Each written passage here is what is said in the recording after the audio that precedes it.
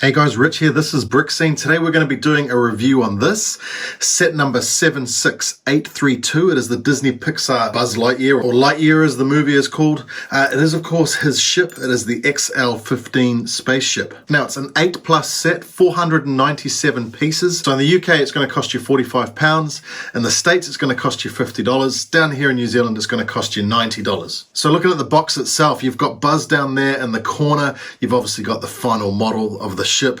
It doesn't show any of the extra minifigs or any of the extra bits and pieces that you get with it, but nice simple box art, nothing too fancy. I quite like it. Now if we come around to the back of the box, you've got the final model there on its stand with a plaque.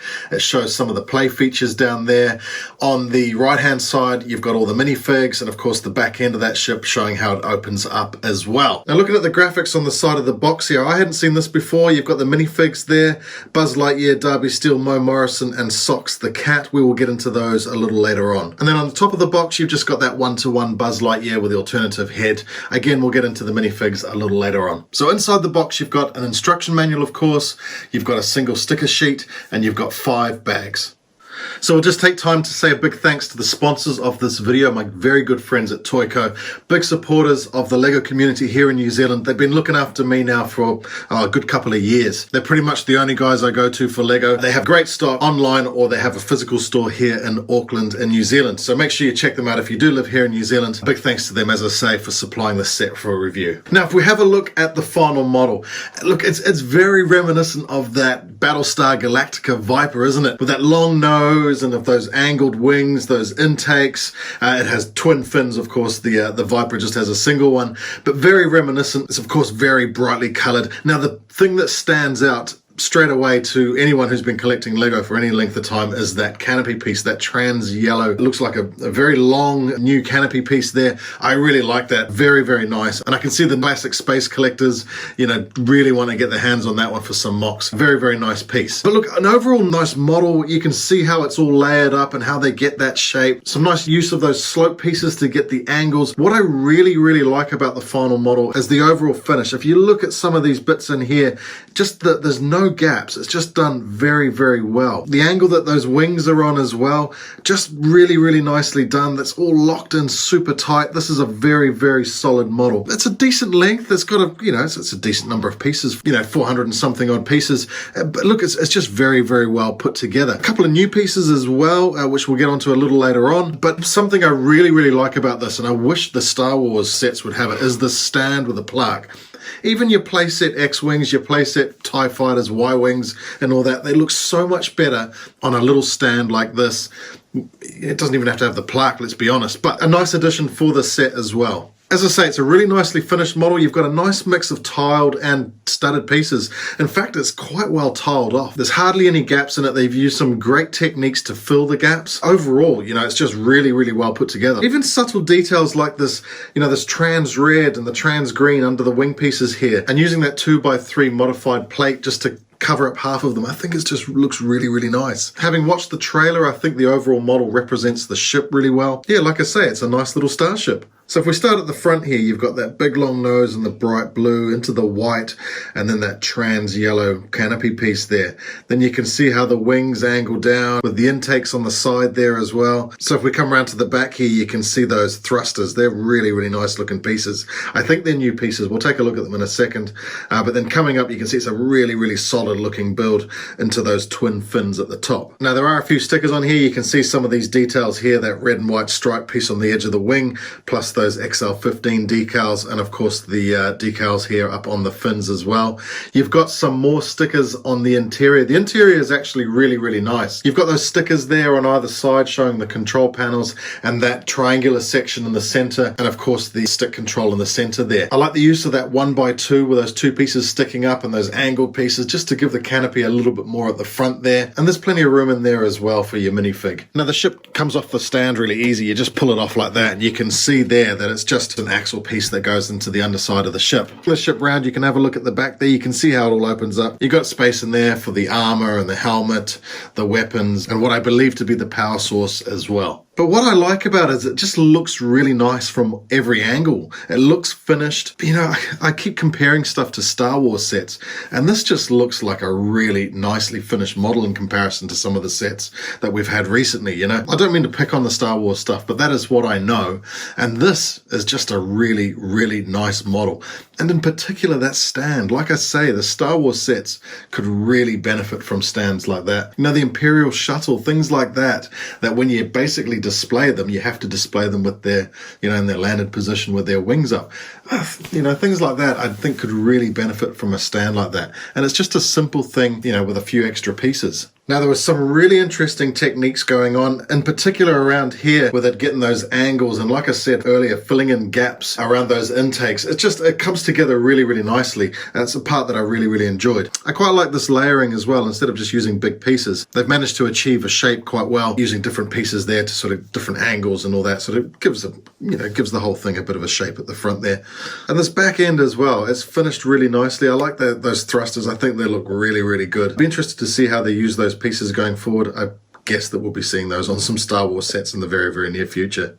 Probably the only thing I didn't really like about it was the fact that these are all loose at the back. You know, I don't know what they could do. So there are some new parts as well, I've noticed. There's these thruster pieces that I hadn't seen before. Yeah, interesting sort of cylindrical type pieces. I can only assume we'll probably see them on Star Wars sets very, very soon. You've also got this 1x3 with a clip on either end. I've never seen that before. Whether that's new to this set, I'm not entirely sure, but I hadn't seen it before. Interesting part. I feel that'll probably come in quite handy. And we've also got this fairly weird looking piece that ends up underneath. I'm not really too sure what sort of the idea for that one is going forward, but hey, it'll be interesting to see how it's used anyway. All right, let's take a look at our minifigs. First up is Buzz Lightyear.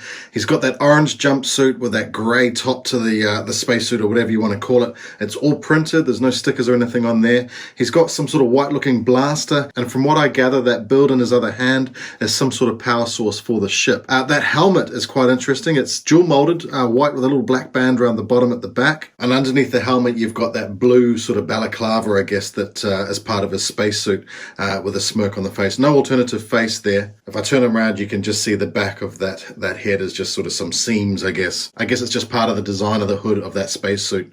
But note the printing on the back and the front of this torso is really, really well done. He also comes with an alternative head and a hairpiece as well. He's got the big smile on there. Note the printing on the torso and the legs there. Really, really nice printing. And if I turn him around for the last time, you can see the alternate face there. But overall, a really nice minifig, some great printing. And you'll see that with all the minifigs. They're all really high quality when it comes to the printing and the overall design. So next up is Mo Morrison. I understand these characters are from the future. They're part of the same colony, but they're from the future. They're relatives to the people that Buzz Lightyear was interacting prior to him, you know, going in the ship and blasting off. But anyway, he comes across these characters from what I understand, but really, really nice minifigs. Note that helmet, brand new mold there. It's a really interesting design actually, with the red and that bit going around the mouthpiece there. Just really, really interesting. We've got the armor. We've had these armor pieces before. That's all printed. It's really nicely printed. But check out his weapon. His weapon is something quite interesting. It looks like some sort of flamethrower using that jumper piece with the bar there that I think we first got with those Marvel minifigs. Just looks really interesting. As I say, it looks like some sort of flamethrower or something like that. But note the printing on the torso and the legs again, just really, really high quality. So take the weapon off and turn him around there. You can just see the back of the helmet and the back of that torso there as well. Now, Mo also comes with a hairpiece. No alternative face, so this is the only face that we've got. But look at that printing on that torso and the legs. Again, it looks super clean, super detailed, really, really nice. And I'll turn them around there just so you can see the whole back of that torso there. Again, just really, really high quality. So the next minifig is Darby Steele. Now, she's obviously one of these futuristic characters as well. Same helmet, same mold there. We've got green shoulder armor this time. Again, really, really nicely detailed. Some nice printing on there. But if I just open it up, you can see the weapon there. The weapon is quite interesting. It looks like some sort of rocket launcher or something using that new stud shooter. That's a sticker there on that 1x1 brick that makes up part of that weapon. But it looks overkill. It looks massive, but it's pretty cool. So if I just turn her around there, you can see the back of that helmet again and the back of that shoulder armor. A bit of the printing on the rear of the torso there as well. Now, she also comes with a hairpiece. Again, look at the quality of the printing on the legs and the torso there. And the alternative face with this one is a bit more of an angry, meaner face. Now last we have Socks, the robotic cat. Look, it's just a simple cat design. I'm pretty sure we've had this mold before. Not too sure whether we've had it in this color or with that color of collar, but it's a cat and it's represented by this mold. It's all good. Now Socks also comes with this laptop. It's a simple design. I'm pretty sure we've actually had laptops built like this before with that printed 1x2 keyboard tile. The sticker on there has the same image from that power source, so I assume it's something to do with that. But with a cat being a robot, I guess this is his thing. It's a nice little accessory. So look, in conclusion, it's a nice looking model. It's you get, 3 minifigs and a ship for what, $50 US, 90 New Zealand dollars. It seems quite pricey. It really does, I have to be honest. We're getting a nice looking ship though. I think it's a very well finished model, so I can't complain about that. I like the stand, like I say. We're getting a lot of new molds. All 3 of those helmets, as far as I'm aware, are new molds. So yeah, it's quite interesting. I guess this is the main ship from the movie. Whether we're going to get any more sets from the movie, I don't know. But look, I'm quite happy to have this one. I'm going to review the other sets that have come out in this wave as well. We've got Zurg and the Cyclops, so keep an eye out for those. So look, if you enjoyed this review, make sure you give the video a thumbs up. Subscribe if you haven't already for more Lego content. Cheers for checking this out. I'll catch you next time.